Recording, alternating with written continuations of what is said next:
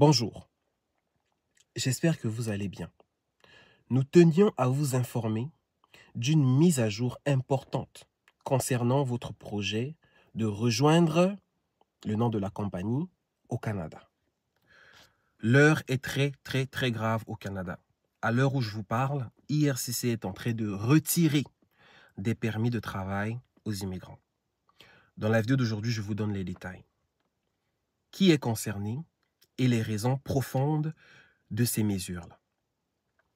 Maintenant, si tu fais partie de la catégorie des gens qui regardent les vidéos gratuites sur Internet, mais qui ont la langue très venimeuse, pas pour apporter une valeur ajoutée, mais pour critiquer, pour essayer de trouver anguille sous roche, pardon, passe ton chemin. De grâce, passe ton chemin. Si tu fais partie de l'autre catégorie, accroche ta ceinture parce que les nouvelles ne sont vraiment pas bonnes. Je vais te donner l'exemple de quelqu'un qui est proche de moi et de ma communauté, qui a vu son permis de travail et son dossier d'immigration complètement mis de côté, pour les raisons que je vais énumérer dans la vidéo qui suit. Disclaimer, pour ceux qui me suivent depuis longtemps, je ne décourage personne d'arriver au Canada, mais je suis quand même impartiel sur ce qui se passe. Quand c'est bon, on dit venez.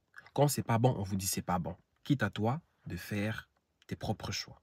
À ce qu'il paraît, le Canada serait en train de permettre aux agents d'immigration frontaliers non seulement de prendre une décision finale sur les permis de travail ou les permis d'études qui sont délivrés, mais aussi de prendre une décision sur le retrait ou encore l'annulation des permis de travail déjà actifs, des permis d'études déjà actifs.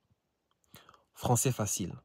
Si tu as déjà ton permis d'études ou ton permis de travail, un bon matin, ça se peut que tu reçoives un mail qui te dit que ton permis de travail ou ton permis d'études est désormais invalide, a été annulé ou retiré pour X et Y raison. C'est pas moi qui le dis. Je suis en train de lire et je mettrai le lien dans la description. Pour ceux qui parlent anglais, vous allez aller lire vous-même. Et d'après cette source encore, même les documents de voyage électroniques, donc cette permission-là qui te permet de voyager, désormais peut être annulée par les agents frontaliers canadiens. Et donc, ces règles-là donnent à l'agent d'immigration le pouvoir accru d'annuler les autorisations de voyage électroniques, les permis de travail et les permis d'études dans certaines circonstances. Quelles sont donc ces circonstances? C'est ça que je t'explique. Numéro 1. Si tu as un casier judiciaire au Canada, l'agent de frontière peut donc décider de te retirer ton permis de travail. Si ton statut change ou encore tu as donné de mauvaises informations concernant ton dossier d'immigration au Canada, même si tu travailles déjà, on peut te retirer ton permis de travail, on peut te retirer ton permis d'études. Si, lors du traitement de ta demande, soit de permis de travail, l'agent d'immigration n'est pas convaincu que tu vas quitter le Canada après que tu aies travaillé, ça se peut très bien qu'il te retire ton permis d'études ou de travail. Maintenant, il y a une raison qu'ils n'ont pas citée dans cet article qui est sous-jacente, mais qui est bel et bien réelle. Il s'agit ici de la situation économique très abracadabrante du Canada. Certaines personnes se sont vues retirer leur autorisation, leur permis de travail ou encore une offre d'emploi simplement à cause de la situation économique du Canada. Je suis dans le domaine de la santé et même au sein du domaine de la santé, plusieurs postes d'infirmiers, de préposés aux bénéficiaires, d'agents administratifs et d'autres ont été complètement éradiés. Ils ont été retirés. Pourquoi? Économiquement, ça ne va pas. Maintenant, quand on dit ça, je répète, je ne décourage personne de venir. Mais il faut que je sois impartiel pour t'informer de la situation actuelle. Voici maintenant l'exemple de cette personne-là. Et je vais lire l'extrait de son mail pour que tu comprennes qu'est-ce qui s'est passé dans son cas. Je rappelle que lui, il avait déjà son EIMT. Il avait déjà son visa qui est là. Il venait au Canada pour sa profession. Tout était déjà planifié. Il restait simplement qu'il prenne l'avion à la date convenue. Mais malheureusement, ça ne s'est pas passé comme ça. Avant même de lire le mail, je vais d'abord sympathiser avec sa situation. Je l'ai parlé au téléphone personnellement et de mon côté, avec le peu de contacts que j'ai, je vais essayer de faire quelque chose. Quelqu'un qui peut regarder cette vidéo et qui veut aider notre frère, pardon, dans les commentaires, laissez votre adresse ou quelque chose, qu'on vous contacte, qu'on vous mette en contact pour essayer de rattraper le coup.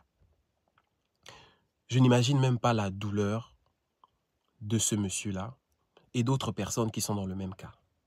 C'est très difficile mentalement, vraiment. Mais bon, quand tu es déjà né là, on fait comment? On se bat. Bien évidemment, pour des raisons de confidentialité, je ne vais pas montrer le mail, je vais simplement le lire et je vais sauter certaines parties qui concernent l'identité de la personne. Après tout, on reste respectueux, on reste professionnel. Bonjour, j'espère que vous allez bien. Nous tenions à vous informer d'une mise à jour importante concernant votre projet de rejoindre le nom de la compagnie au Canada. En raison de la crise économique actuelle et des défis que nous rencontrons, notamment un ralentissement de l'immigration dû aux nouvelles réglementations mises à jour par le gouvernement fédéral et provincial, nous sommes contraints d'annuler votre arrivée.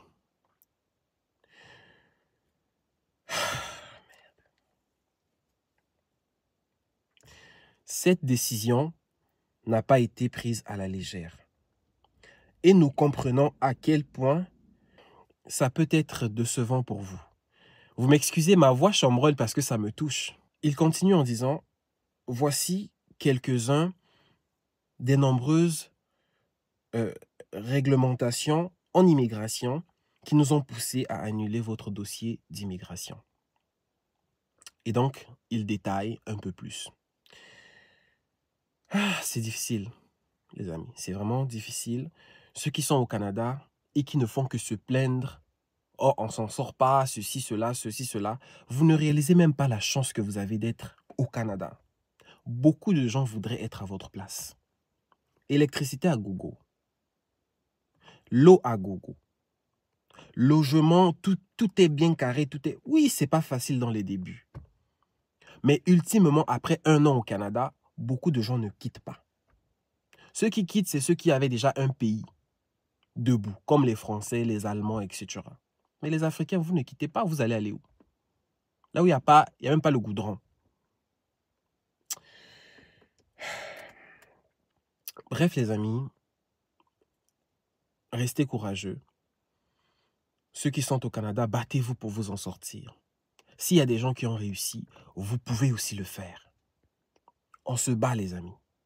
Et après avoir réussi, on va aller développer nos pays, mais pas avant. Sinon, on va souffrir.